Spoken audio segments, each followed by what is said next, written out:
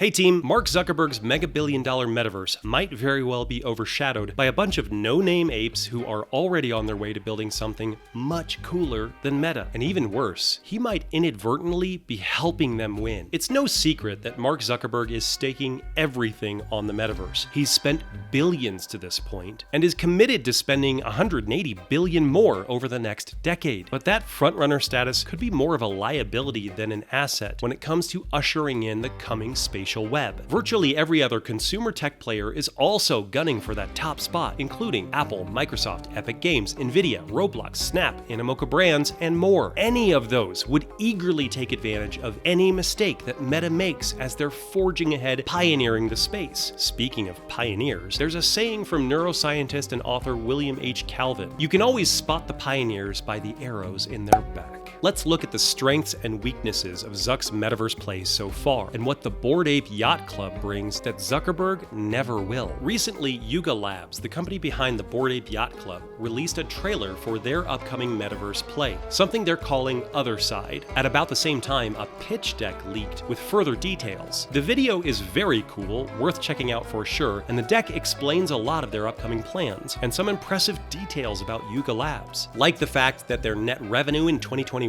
was 92.4%, and they're projecting net revenue of nearly $500 million for this year. Co-founder Greg Gargamel Solano says the deck is outdated, but come on, man. It says February 2022. I know things move fast in the NFT world, but this is just a month old. I think the info is still pretty relevant, but admittedly, Yuga is doing a ton right now. They acquired CryptoPunks and Meebits. They raised $450 million at a $4 billion valuation, led by Andreessen Horowitz, with Animoca Brands, Coinbase, and MoonPay joining the raise. Plus, Yuga just launched ApeCoin, the de facto currency for their coming metaverse. This team does not waste time, clearly. We'll come back to the Bored Apes, but let's look at Meta for now. The most visible parts of Zuck's metaverse efforts are twofold: the name change and the headsets. I am proud to announce that starting today, our company is now Meta. I gotta be honest, the name change is a tough one from a consumer perspective. In conversation, I don't find myself wanting to call them Meta. I haven't really done it yet. They've been Facebook for 18 years, and just changing their name to Meta feels like a cheap move. That's co-opting an important word, Metaverse, that a lot of people have been working on, totally independent of anything that Facebook, Meta, Zuckerberg have done. Plus, the name change almost guarantees that Apple will call their Metaverse play something completely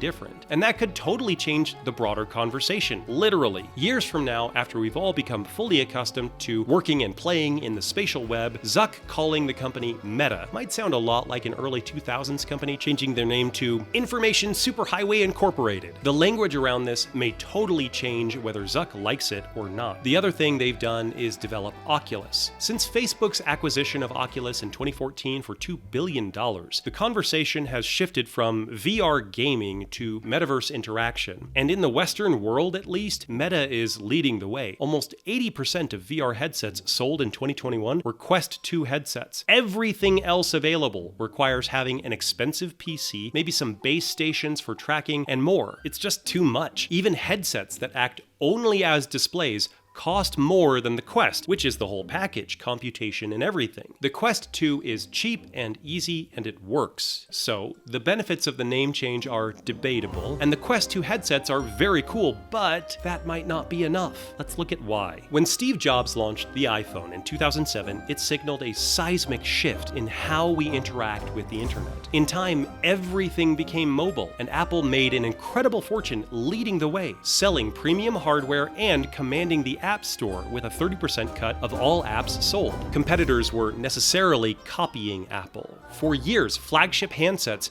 would tout themselves as iPhone killers, and surprise, surprise, none of them actually killed the iPhone. In a market with an incredibly dominant player, you can never win by copying them. No, to beat the dominant player, you have to do the opposite of them. That's what Android did, and in the years since, that's the only player to pose any serious threat to Apple's dominance. Zuck is trying to have his iPhone moment. For the next evolution of the web, he's trying to set up the Quest hardware as the de facto means of accessing the metaverse. But there are some really notable differences between the two. There's one more thing. Think about the iPhone. It's a device imbued with culture. It's in everything Apple does. People spend a premium on Apple devices because they're cool, smooth, svelte. That kind of culture and aesthetic idealism was so important to Steve Jobs, it's one of the main things he talked about in his 2005 Stanford commencement speech. I decided to take a calligraphy class to learn how to do this. I learned about serif and sans serif typefaces, about varying the amount of space between different letter combinations, about what makes great typography great. It was beautiful, historical, artistically subtle in a way that science can't capture. And I know tech Twitter likes to make fun of Scott Galloway, but even if his predictions are often wrong, his observations are often right. And he has been saying for many years that the reason people love Apple is because it's a luxury brand that signals to potential mates that we, like the Apple brand, are sleek, smooth, sexy. Once we survive, we go to the next basic instinct, the second most powerful instinct, and that's to propagate. With Apple, we have the most profitable company in the world that has operating margins between Hermes and Ferrari. Again, two brands that signal to the other sex. So, with all of that in mind, what is Meta's culture? Well, if you talk to the employees, everything is amazing. Seriously, according to early employees, there's always been plenty of cult in Facebook's culture. But how about the users? What's the culture imbued in Facebook's software and user experience today? Is it monetizing absolutely everything? Every single interaction I have? Is it watching everything I do so you can sell me another pair of shoes or access to sexy singles in my area? Is it inflammatory memes? Is it idiotic posts from my college roommate's ex-girlfriend that I haven't talked to in 13 years? Is it notifications on Facebook for activity that I didn't engage with, that I'm not tagged in, from a group I haven't clicked on in months, that frankly has nothing to do with me, but is just a desperate attempt to keep me engaged in Facebook, even if it isn't helping my life or even enjoyable in any way anymore? How many of you remember early Facebook? I mean really early. I joined at the beginning of 2005 in college, and it was cool. It was fun. It was a place to talk to my friends at school when we weren't in class. It was a place to see more about cute girls that I might want to ask out. But in expanding their market from Harvard to select colleges to all colleges, to all schools, to all workplaces, to everybody, well, that is the least exclusive club imaginable. Facebook has 2.9 billion monthly active users, including your parents, your boss, and your annoying neighbor, and probably lots of other people you don't particularly want to socialize with online. Apple has done an incredible job of fostering a glossy image around their brand. Meta, on the other hand, has not. So what does that mean for their metaverse? Will people want to hang out in a virtual neighborhood that isn't fun and doesn't have cool people there? Okay, contrast all of that with the Bored Apes. This is the premier blue chip NFT, a still new category that has totally captured the zeitgeist for the past year at least. Sure, a lot of people don't ever want to hear the word NFT ever again, but there's no getting away from it at this point. You've got A-list celebs aping an apes to signal how cool and hip they are with the kids. People like Serena Williams, Justin Bieber, Mark Cuban, Steph Curry, Shaq, Lil Baby, Timbaland, Jimmy Fallon, Paris Hilton.